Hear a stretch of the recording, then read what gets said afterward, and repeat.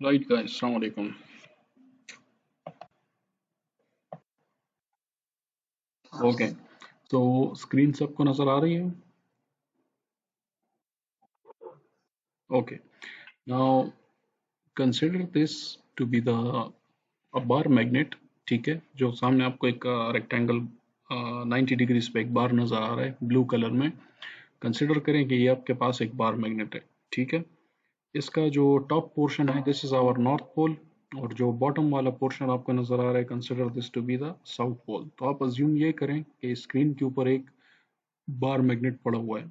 Now tell me कि इसके magnetic जो फोर्स लाइंस है वो कहाँ पे ओरिजिनेट होंगे और कहाँ पे एंड होंगे।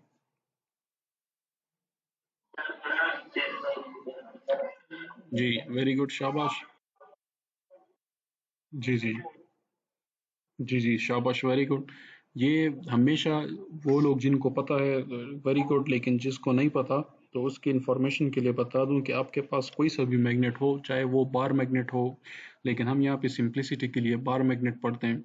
अगर मैग्नेट आपके पास किसी भी शेप में अवेलेबल होता है, क्योंकि मैग्नेट्स की डिफरेंट किस्म की शेप्स होती हैं, तो हमेशा याद रखें इसकी मैग्नेटिक फोर्स लाइन जो हैं ये हमेशा नॉर्थ पोल से स्टार्ट होंगी और ये साउथ पोल के अंदर इन होंगी।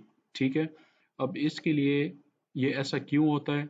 ये होता इसलिए है कि ये हमारे पास एक नेचुरल फिनोमेना है, जो कि अल्लाह ताला ने इस बॉडी में ये खासियत डाल दी है कि हमेशा के लिए मैग्नेटिक फील्ड लाइन जो है ये नॉर्थ पोल से ओरिजिनेट होगा और साउथ पोल के अंदर ये एंड होगा।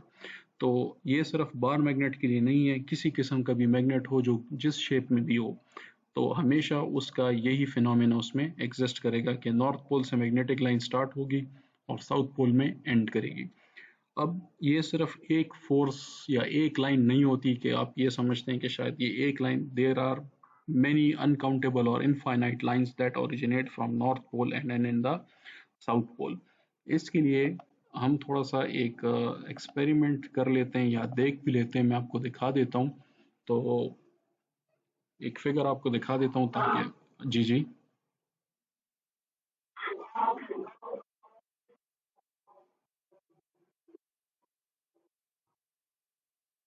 रिकॉर्डिंग ऑन है बच्चे। खैर कोई फर्क नहीं, रिकॉर्डिंग ऑन है, ठीक है।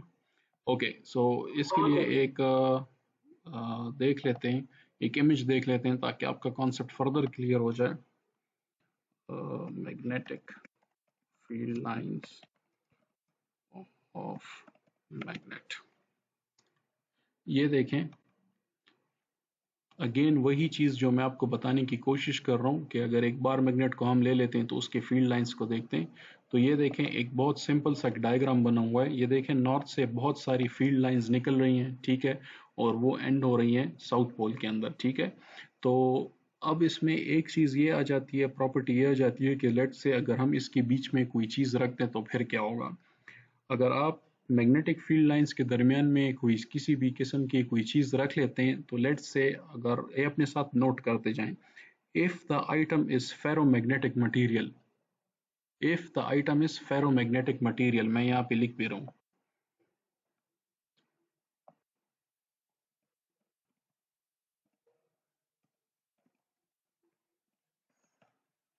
Ferromagnetic material. फेरोमैग्नेटिक मटेरियल कौन सा मटेरियल होता है? ये वो मटेरियल होता है कि जब भी किसी भी मैग्नेटिक फील्ड लाइंस में आ जाता है तो ये भी एज अ मैग्नेट बिहेव करता है। ठीक है, तो हर वो मटेरियल जो कि एक मैग्नेटिक फील्ड के असर के अंदर आ जाए और वो भी मैग्नेट की तरह काम कर जाए तो that material is called ferromagnetic material. अब इसका एग्जांपल क्या है? आपने देखा होगा कि आपके पास घर में अक्सर स्क्रू ड्राइवर्स होते हैं, ठीक है, तो वो नॉर्मली मैग्नेटिक नहीं होते, लेकिन जब आप उसको मैग्नेट के साथ रब करते हैं तो वो भी थोड़ी देर के लिए उसमें भी एक मैग्नेटिक फील्ड प्रोड्यूस हो जाती है। किसी ने किया हुआ है ये काम?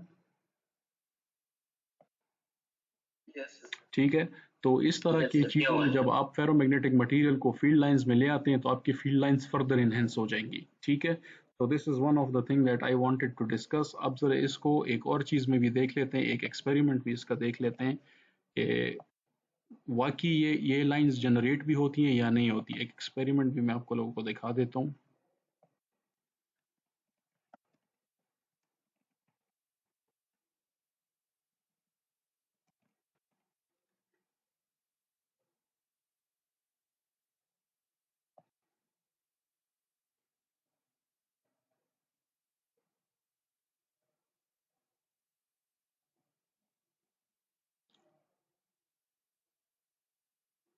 ये देखें 2 बार मैग्नेट्स इन्होंने पेज के ऊपर रखे हुए हैं, ठीक है। और इसके साथ क्या करते हैं कि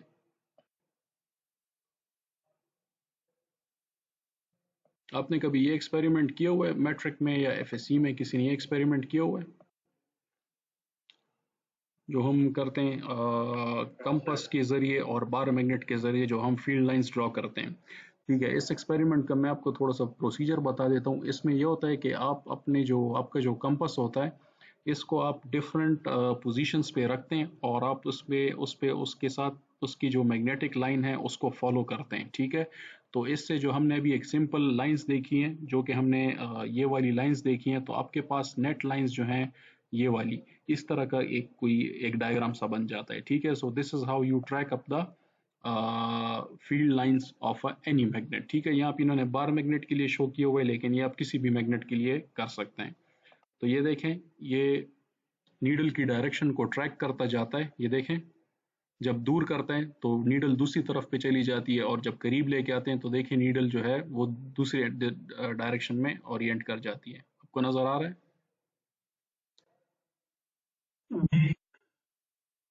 ठीक है। तो इस प्रोसीजर को जैसे ही आप रिवाइज करते जाते हैं for a lot of times, तो देखें आपके पास इस तरह की कुछ लाइंस बन जाती हैं जो कि हमने यहाँ पे देख लिए।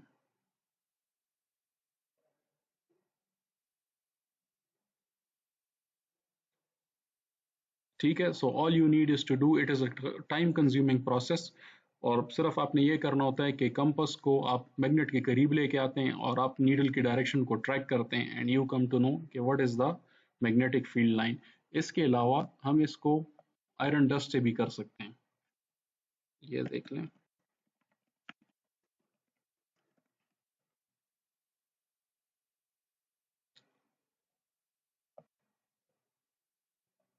अच्छा, इस एक्सपेरिमेंट का मैं आपको थोड़ा सा इंट्रोडक्शन बता देता हूँ। एक हमारे पास ये एक्सपेरिमेंट हुआ कि हम कंपास को बार बार लेते आए करीब मैग्नेट के और हम उसका जो नीडल है उसकी डायरेक्शन को नोट डाउन करते जाएं, ठीक है। तो since the magnetic field lines are infinite in number, तो आपको इनफिनिट टाइम लगेगा इसको ड्रॉ करने में। इसका एक और आसान तरीका ये है कि आप किसी भी बार मैग्नेट के इर्द गिर्द आयरन डस्ट, आप जानते हैं व्हाट इज आयरन डस्ट?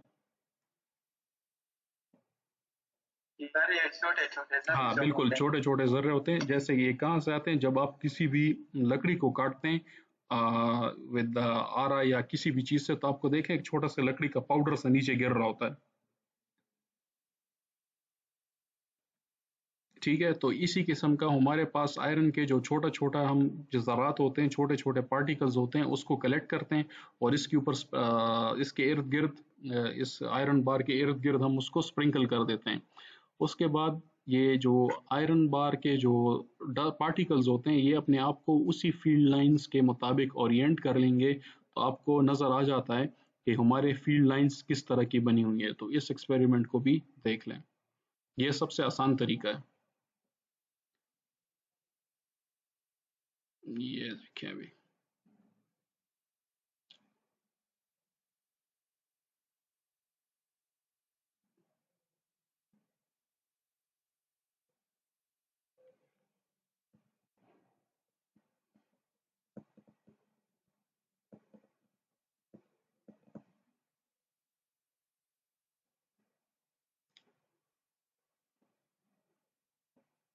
ये देखिए आपको एक ट्रेस नजर आ रहा है बीच में? जी सर। ठीक है। तो देखें ये इसमें देखें एक प्रॉपर सा एक लाइंस आपको नजर आ रही होंगी कि जिसमें सारे पार्टिकल्स ने आपको एडजस्ट कर लिया है, मतलब रैंडमली ये स्प्रेड आउट नहीं है। पहले रैंडम थी, लेकिन ये देखें अपने एक प्रॉपर लाइंस में इन्होंने अपने आप को अरेंज कर लिया है, जो कि हमें नजर आ रहा है। अब इसमें ये देखें जहाँ से लाइन ओरिजिनेट हो रही है, ये देखें यहाँ पे कंसंट्रेशन देखें, और जहाँ पे ये लाइंस एंड हुई है, तो चूंकि ये छोटी छोटी जगह है, ठीक है, तो यहाँ पे सारी लाइंस निकलती भी हैं और अंदर भी इसी में जाती हैं, तो इसलिए यहाँ पे आपको कंसंट्रेशन ज्यादा नजर आ रही है। ये जगह जो है यहाँ पे ये थोड़ी सी बड़ी जगह है, तो देखें यहाँ पे आपको लाइंस आपस में थोड़ी सी दूर दूर नजर आ रही हैं। So every time you do it with repeat this very experiment with any kind of magnet, तो हमेशा जो नॉर्थ पोल होगा और साउथ पोल होगा उसमें आपको इसी तरह की ये कंसंट्रेशन बहुत ज्यादा नजर आएगी, और वाकई होता भी ऐसे ही है। अगर आप बार मैग्नेट आपने कहीं पे हाथ में पकड़ा हो या किसी किस्म का भी मैग्नेट आपने अपने हाथ में पकड़ा हो, तो जो उसका 2 पॉइंट्स होती हैं वो सबसे ज्यादा उनमें मैग्नेटाइजिंग पावर होती हैं। आपने ये स्पीकर से मैग्नेट निकाले, जी उसमें सर। देखें, उसमें आपको 2 पॉइंट्स ऐसे मिलेंगे कि जो सबसे ज्यादा ताकतवर होंगी, और बीच में कुछ पॉइंट आपको ऐसे मिलेंगे जो ताकतवर नहीं होती। तो ये वो वाली जगह है जहाँ पे फोर्स लाइन सबसे ज्यादा कंसंट्रेट होती हैं, तो इसलिए यहाँ पे आपको सबसे ज्यादा ये पार्टिकल्स नजर आएंगे। ठीक हो गया यहाँ तक? ठीक है, यहाँ तक समझ आ गई आपको? जी सर। ओके, अब सर देख। एक जी जी सर जी। सर इसके मतलब साउथ और नॉर्थ ये हेड और टेल है ना, तो इसकी इस पर इसका ज्यादा पोज क्यों होता है, बीच में क्यों नहीं होता? बीच में इसलिए नहीं होता कि मैं यहाँ पे हमारे पास number of poles and dipoles जो हैं वो सबसे ज्यादा होते हैं। अगर आप एटॉमिक लेवल पे इसको देख के लेके चले जाएं, तो यहाँ पे जो वो सारी चीजें जिसकी वजह से मैग्नेटिक फील्ड लाइंस प्रोड्यूस होती हैं, तो उन चीजों की कंसंट्रेशन पोल्स पे सबसे ज्यादा होती है,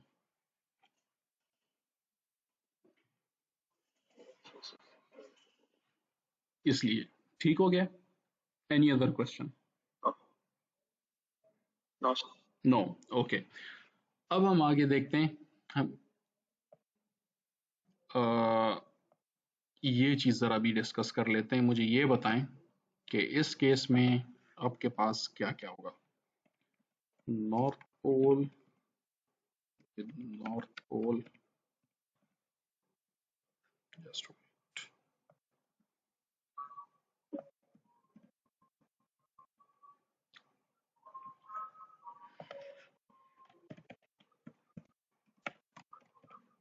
नॉर्थ पोल। मैं जो जो करता जा रहा हूँ इसको अपने साथ नोट करते जाएं, ठीक है? जी सर।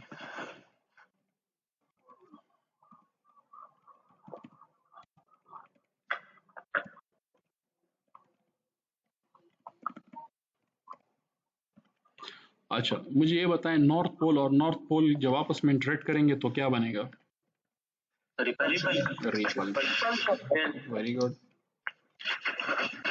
अच्छा, नॉर्थ पोल और साउथ पोल जब आपस में इंटरेक्ट करेंगे तो फिर क्या होगा?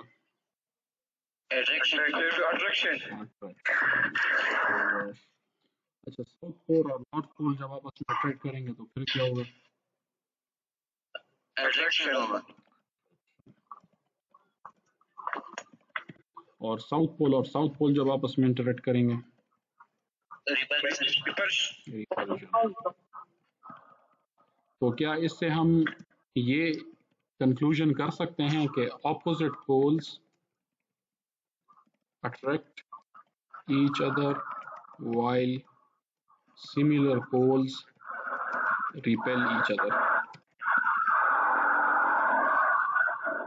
क्या हम ये कह सकते हैं? ओके।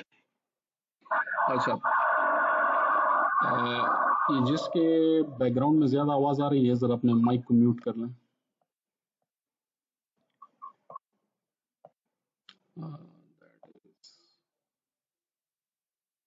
ओके। अच्छा, तो इससे हमने ये अभी आखिर कर लिया है, ये कंक्लूजन हमने ड्रॉ कर लिया है कि जो ऑपोजिट पोल्स होंगे वो आपस में अट्रैक्शन पैदा करेंगे और जो सिमिलर पोल्स होंगे वो आपस में रिपल्जन करेंगी। Correct? Anybody who doesn't agree to it? No one. फिर बताइए सर। मैं कह रहा हूं कि ऑपोजिट पोल्स आपस में अट्रैक्शन करेंगी और सिमिलर पोल्स आपस में रिपल्जन पैदा करेगी।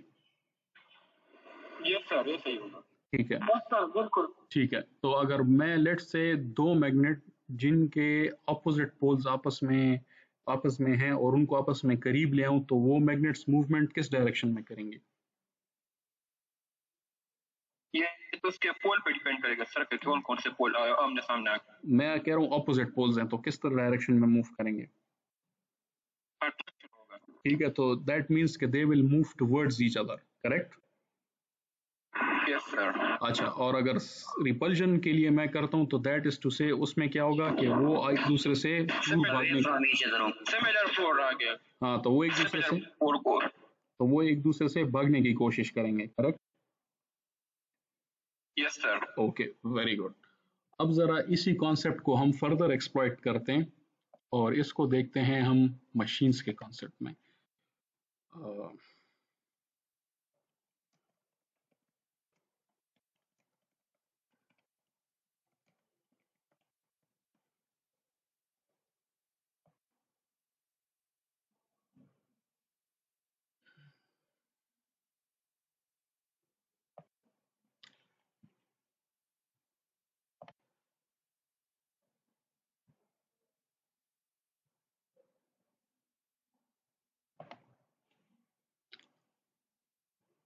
ये डायग्राम सबको क्लियर नजर आ रही है? Yes sir. अच्छा, जी सर। ये हमारे पास एक क्रॉस सेक्शनल डायग्राम है डीसी मशीन के लिए, ठीक है। अब इसको इंतहाई सिंपल करके यहाँ पे बनाया हुआ है। मैं आपको फिर एक फिजिकल मशीन का भी क्रॉस सेक्शनल पिक्चर दिखाता हूँ, लेकिन सबसे पहले इस इजी डायग्राम को यहाँ पे देखें। हमारे पास जो मशीन का सबसे टॉप मोस्ट पोर्शन होता है, जिसको आप कवर भी कहते हैं, जो कि मेटल का बना होता है, ठीक है, इसको हम फ्रेम और योक कहते हैं। ठीक हो गया। इसके बाद जो हमारे पास यहाँ पे जो मैग्नेट्स लगे होते हैं, जिसको हम फर्दर एडवांस्ड कोर्सेज में किसी भी वाइंडिंग के साथ भी रिप्लेस कर सकते हैं, और इसको हम स्टेटर भी कहते हैं, और इसको हम फील्ड वाइंडिंग भी कहते हैं, और इसको हम फील्ड पोल भी कहते हैं। तीनों नाम आप इसको कह सकते हैं। लेकिन लेट्स से अगर परमानेंट मैग्नेट लगा हुआ है तो फिर definitely you have to call it field pole, और अगर वाइंडिंग लगा हुआ है तो then you have to call it stator. But दोनों का काम सिर्फ यही है कि यहाँ पे उसने पोल पैदा करने आपके लिए। ठीक है, यहाँ तक क्लियर है? जी सर। ओके, इसके बाद दोबारा बता दें क्या चीज दोबारा बता दूं? सर, ये स्टेटर के बारे में आप। स्टेटर हमारे पास देखें, डीसी मशीन में हमारे पास या किसी भी मशीन में हमारे पास जो फ्रेम या योक के बाद अंदर जो मैग्नेटिक पार्ट आता है, तो ये हम या तो उसके अंदर परमानेंट मैग्नेट डाल के भी पैदा कर सकते हैं, या हम उसको रिप्लेस करके कोई मैग्नेटिक या उसमें इलेक्ट्रिक कॉइल रख देते हैं जो कि एक फील्ड प्रोड्यूस करेगा ड्यू टू इलेक्ट्रिसिटी, तो उसको हम स्टेटर कहते हैं। लेकिन अगर आप उसमें मैग्नेट रख देते हैं या अगर आप उसमें कॉइल रख देते हैं, दोनों का काम एक ही है कि उसने फील्ड मैग्नेटिक फील्ड प्रोड्यूस करनी है। ठीक है, ओके। लेकिन यहाँ पे हमने सिंपल किया हुआ है, और इंस्टेड के हम यहाँ पे स्टेटर इस्तेमाल करें जो कि एक कॉइल होती है, उसकी जगह हमने यहाँ पे परमानेंट मैग्नेट डाल दिए ताकि हमारे पास कॉन्सेप्ट और भी आसान हो जाए। जिस तरह खिलौनों में आपने डीसी मोटर देखी हुई है, उसमें देखें उसमें स्टेटर नहीं होता, उसमें परमानेंट मैग्नेट होता है। ठीक है, उसके बाद हमारे पास यहाँ पे एक रोटेटिंग जो शाफ्ट होती है, ठीक है, तो उसको हम शाफ्ट कहते हैं। ये तो सबको पता हो, ठीक है। इसके बाद आपने ये पोर्शन जब हम देखते हैं जो कि हमारे पास यहाँ पे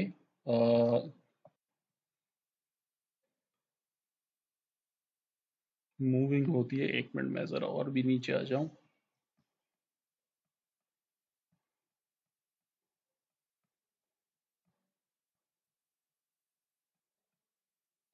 जस्ट वेट।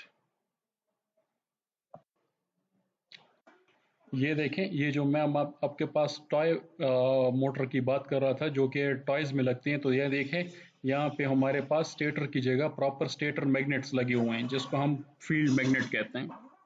नजर आ रहा है आपको? ये देखें, इसी तरह का मैग्नेट आपको नजर आ रहा होगा उसमें। जी सर। ठीक है, उसके बाद क्या होता है, हमारे पास इसके बीच में एक चीज रोटेट कर रही होती है जो कि आपको सिल्वर कलर में चमकदार एक चीज होती है जिसको हम शाफ्ट कहते हैं। ठीक है, जिसको आप ऊपर से उंगली से रोटेट भी कर सकते हैं। ठीक है, तो ये हमारे पास शाफ्ट होती है। इस शाफ्ट को अंदर भी आपने देखा होगा, इसके अंदर भी उन्होंने कॉइल डाले होते हैं, पतली पतली तारें होती हैं। ठीक है, तो इसको हम आर्मेचर कहते हैं। क्या कहते हैं इसको? आर्मेचर कहते हैं। अब हमारे पास एक प्रॉब्लम ये आ रहा है कि लेट्स से हमारे पास आर्मेचर तो स्टैटिक पार्ट है कि रोटेटिंग पार्ट है?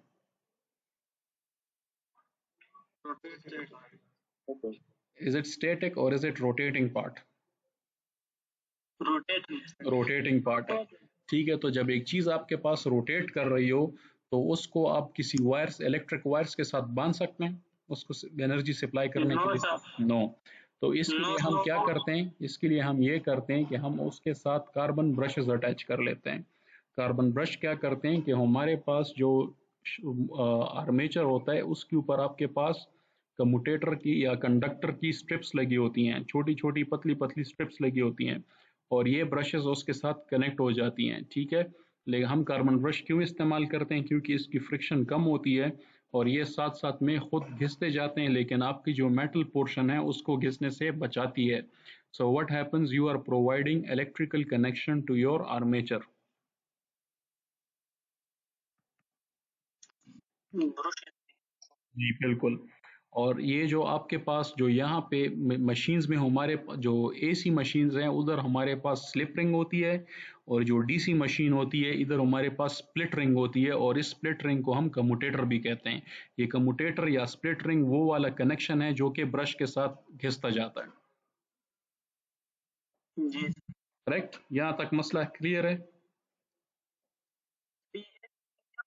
स्लिप रिंग और मशीन और ये डीसी डीसी में, का कम्यूटेटर होता है। Wait let me write. Yes दोनों के स्पेलिंग्स में फर्क है, ठीक है, और दोनों के काम में भी फर्क है। मैं यहाँ पे लिख रहा हूँ जी सर। स्प्लिट रिंग, और इसको हम कम्यूटेटर भी कहते हैं,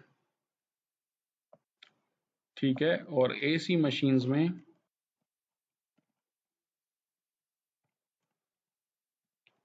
स्लिप रिंग होता है। दोनों में फर्क देख लें। Yes sir. ठीक है। अब कम्यूटेटर में आपसे एक सवाल ये भी पूछा जा सकता है कि ऐसी कौन सी चीज है जो कि मैकेनिकल डायोड हो। तो commutator is basically a mechanical diode जो कि आपके एसी को डीसी में कन्वर्ट करता है। ये कैसे कन्वर्ट करता है, we will discuss it in the later lectures. फिलहाल आप सिर्फ ये याद रखें कि we use a device that is called commutator, और कम्यूटेटर एसी को डीसी में कन्वर्ट करता है फॉर डीसी मशीन। जी सर। ठीक हो गया? Excuse me sir. जी सर। सर ये स्प्लिट रिंग जो होता है ये तो भी कम्यूटेटर का काम करता है, तो इसको हम ज्यादा तरजीह क्यों नहीं देते? किस चीज को? स्प्लिट रिंग सर वो भी तो डीसी का काम करता है ना, वो डीसी को कन्वर्ट करता है। तो बच्चे ये देखें, मैंने तो यही लिखा हुआ है यहाँ पे, ये देखें कि स्प्लिट रिंग को हम कम्यूटेटर भी कहते हैं। दोनों एक ही चीज है, they are not different things. Sir ये देखें, आपको नजर आ रहा है मैंने बीच में स्लैश डाला हुआ है, ठीक है। So split ring and commutator are one and the same thing, they are not different things. ठीक है, नो प्रॉब्लम। ठीक है, अब यहाँ पे देखें, अब हम दोबारा अपनी डायग्राम की तरफ आ जाते हैं, सिंपल डायग्राम की तरफ। इस डायग्राम को मत देखें, ये वाली डायग्राम को देखें। यहाँ पे मुझे ये बताएं कि लेट से ये हमारे पास अभी आर्मेचर है, ठीक है। ये जहाँ से मैं आपको नजर आ रहा है जो एरो मैं मूव कर रहा हूँ इसके ऊपर, ये सेक्शन हमारा आर्मेचर है, ठीक है। इसमें जब बिजली प्रोड्यूस, इसमें जब हमारे पास इलेक्ट्रिसिटी मूव करेगी, तो जब जब भी कोई इलेक्ट्रिसिटी मूव करती है तो साथ में मैग्नेटिक फील्ड डेवलप होता है। करेक्ट। तो जब साथ में मैग्नेटिक फील्ड डेवलप हो गई, यहाँ तक तो आप मेरी बात को मान रहे हैं ना, यहाँ तक तो कोई मसला नहीं है ना? ओके। अब यहाँ पे देखें, हमने शुरू में क्या कहा था कि हमने ऊपर भी योक के साथ मैग्नेट्स अटैच किए हुए हैं, करेक्ट? इस बात को भी आप मानते हैं? ठीक है। तो यहाँ पे भी मैग्नेटिक फील्ड डेवलप्ड है, स्टेटर में भी और आर्मेचर में भी मैग्नेटिक फील्ड डेवलप है, करेक्ट? दोनों जगह पे मैग्नेटिक फील्ड डेवलप हो गई, इस बात को भी आप मानते हैं? जी सर। करेक्ट। ओके। अब यहाँ पे हमने क्या पढ़ा था कि opposite poles will attract each other and similar poles will repel each other, ये भी आप मानते हैं? ठीक है। तो इसको आप देखें, जब ऑपोजिट पोल्स का और सेम पोल्स का आपस में इंटरेक्शन होगा तो क्या ये आर्मेचर मूव करना नहीं स्टार्ट कर देगा because of attraction and repulsion? करेगा सर। ठीक है। So this is the concept that we exploit for the rotation of DC machine. जी सर। Yes sir. ठीक है। तो हमेशा आपसे कहीं भी ये सवाल किया जा सकता है कि हम डीसी मशीन को कैसे, ये रोटेट कैसे करती है, तो कॉन्सेप्ट आपका सेम होना चाहिए। What you need to tell them कि हमारे पास स्टेटर में भी पोल्स होते हैं और हमारे पास आर्मेचर में भी पोल डेवलप हो जाते हैं। तो पोल्स जब डेवलप हो जाते हैं तो हमें ये पता है कि opposite poles attract each other and similar poles repel each other. तो due to that attraction and repulsion आपकी रोटर जो है इट स्टार्ट्स मूविंग। ठीक हो गया। अब ये तो हो गया हमारे पास एक बहुत सॉर्ट ऑफ सिंपल कॉन्सेप्ट हमने एक पढ़ लिया है। लेकिन इसको समझने के लिए थोड़ा एक मिनट थोड़ा होल्ड करें। इसको समझने के लिए मैं आपको इससे भी सिंपल मोटर दिखाता हूँ आपको, जरा ये भी देख लें। तो ये साथ साथ में मैं आपको यूट्यूब और गूगल इमेजेस इसलिए दिखा रहा हूँ ताकि आपके कॉन्सेप्ट्स मजीद क्लियर हों, क्योंकि जब मैं हाथ पे बनाऊंगा तो वो डायग्राम इतनी प्यारी नज़र नहीं आती जितना ऑलरेडी बिल्ट इन आपको 3D में नज़र आ रही होगी। ठीक है, अब विजुअली साथ साथ में देखते जाते हैं, क्योंकि क्लास ऑनलाइन है तो आपको पता है कि वी हैव टू बिट हमें थोड़ा सा कंपनसेट करना होता है। तो इसलिए मैं आपको साथ साथ में डायग्राम और साथ साथ में एक्सपेरिमेंट साथ साथ में दिखा रहा होता हूँ, क्योंकि घर में आपके पास ना लैब है ना आपके पास कोई और चीज़ होगी। तो यहाँ पे आपका कॉन्सेप्ट थोड़ा सा मजीद क्लियर हो जाएगा जब आप विजुअली प्रैक्टिकली भी वो चीज़ साथ साथ में देखते जाएंगे। ठीक हो गया। तो मैं आपको इससे भी एक ज़्यादा सिंपल मोटर दिखाता हूँ। आप सब ने मुझे क्या कहा था कि जब भी बिजली मूव होगी किसी कंडक्टर में तो उसके साथ मैग्नेटिक फील्ड डेवलप होगा, करेक्ट? जी सर। ओके ओके, जरा आप ये भी देख लेते हैं।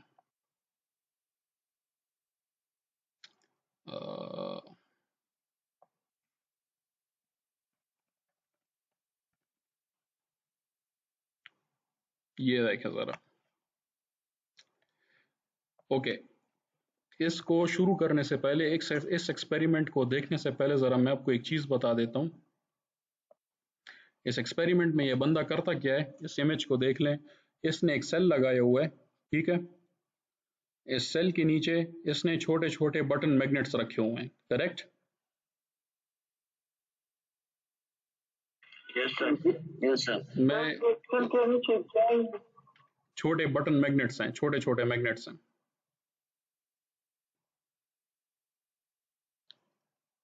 यहाँ पे मैं ज़रा इस सेशन को दोबारा रीस्टार्ट कर रहा हूँ क्योंकि हमारा टाइम ख़त्म हो रहा है। तो मैं आप री लॉग इन कर लें, ठीक है?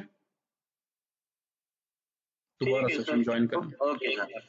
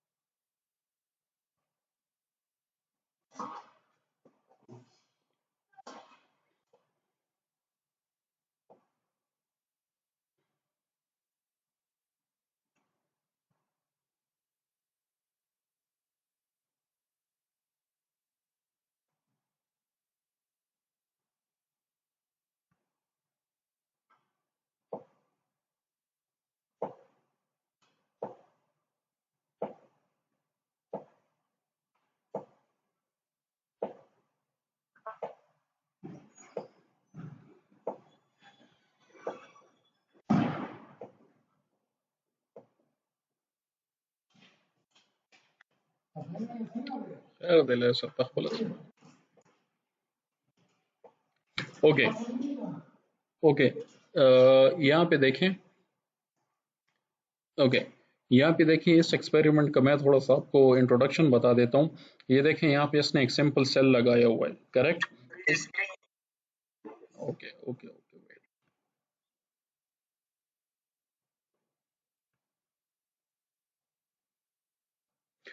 यहाँ पे देखिए इसने एक सिंपल सेल लगाया हुआ है जो कि आपको नजर आ रहा है, ठीक है। इसके सेल के नीचे इसने बटन मैग्नेट्स लगाए हुए हैं। बटन मैग्नेट्स किसको कहते हैं? ये छोटे छोटे सिल्वर मैग्नेट्स, करेक्ट? ठीक है, और ऊपर सेल के साथ क्या लगाया हुआ है इसने, सेल के साथ इसने वायर लगाई हुई है जो कि दिल के शक्ल में आपको नजर आ रही है। ठीक हो गया। अब देखें, हमने क्या कहा था कि जब भी किसी वायर के अंदर इलेक्ट्रिसिटी मूव होगी तो हमारे पास क्या होगा, मैग्नेटिक फोर्स प्रोड्यूस होगी। मानते हैं इस बात को? ठीक है, तो ये वायर जब नीचे इसने मैग्नेट के साथ फ्लोटिंग कनेक्ट कर दी है, ठीक है, और ऊपर से इसके अंदर बिजली भी मूव कर रही है इस वायर के अंदर, और साथ में एक और मैग्नेटिक फील्ड भी प्रोड्यूस हो गई है। So what will happen, the opposite poles will attract each other and the similar poles will be repelled by each other. तो ये वायर जो है ये आपको गोल गोल घूम के नजर आ रही होगी। नाउ सी दिस एक्सपेरिमेंट,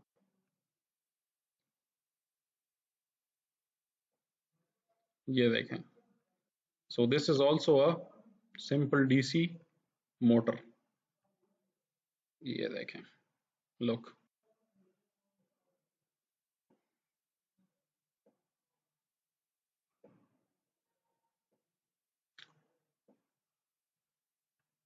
देख लेते हैं इसको, एक minute,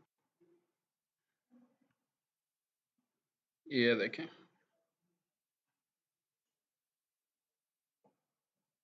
So this is the most simplest form of the DC motor. Look, there are no brushes, there is nothing, simple एक सेल है, मैग्नेट है और वायर है, ये देखें।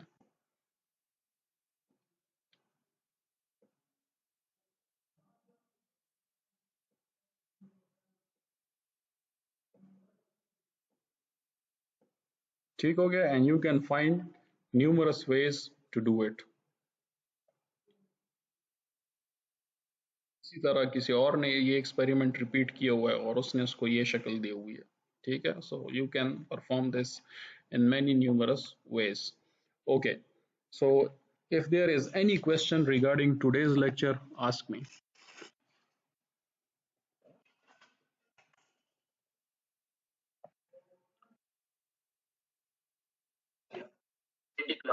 मैंने नहीं कहा मैंने नहीं कहा एक्सपेरिमेंट में उसने परफॉर्म किया है। हाँ जी, वहाँ वो आप पोलैरिटी इसकी रिवर्स कर लें, करंट की डायरेक्शन रिवर्स कर लें तो ये ऑटोमेटिकली रिवर्स डायरेक्शन में मूव करना शुरू हो जाएगी। ठीक है, you can use any of the method, either reverse the polarity of magnetic field or either reverse the polarity of current direction.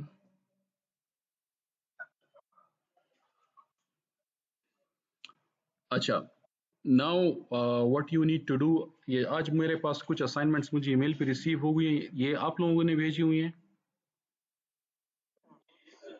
अच्छा बच्चे, मैंने आप लोगों को बताया हुआ था कि अपने सीआर को ये जमा करवाएं ताकि वो मुझे भेजें। अच्छा ओके, चले, नेक्स्ट टाइम आपने ऐसा करना है कि जो भी आपका असाइनमेंट या क्विज होता है तो डायरेक्ट मुझे मत भेजें, अपने सीआर के साथ सबमिट कराएं और वो मुझे एक ईमेल के अंदर भेजें। ठीक है, क्योंकि यू आर आपकी स्ट्रेंथ काफ़ी ज़्यादा है and I get 15 to 16 emails, तो ऐसा ना हो कि उसमें बंदा कोई मिस हो जाए मेरे से। ठीक हो गया? Okay, can you tell me मैंने कौन सी असाइनमेंट दी थी, क्वेश्चन क्या था? ओके ओके, ठीक है ठीक है ठीक है, याद आ गया मुझे। ओके, अच्छा अभी आप लोगों का जो नेक्स्ट क्लास आप लोगों की होगी उसके लिए आप ज़रा लेंज लॉ, फैराडे लॉ, ये दो आप लोगों को, और right hand rule, left hand rule और फ्लेमिंग्स लॉ, ठीक है, ये आप लोगों को ये आप लोग पढ़ के आ जाएं। So we will discuss it, आपके इसका क्विज होगा क्लास में। ठीक हो गया? So any other thing you want to say? जी बिल्कुल, ये जो मैंने आपको 4 टॉपिक्स बताए हुए हैं।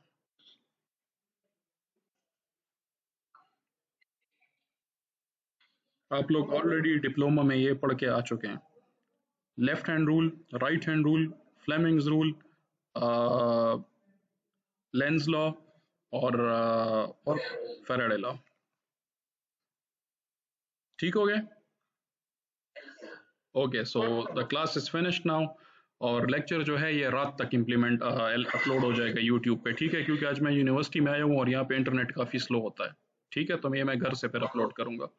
Okay, have a nice day and good bye, take care.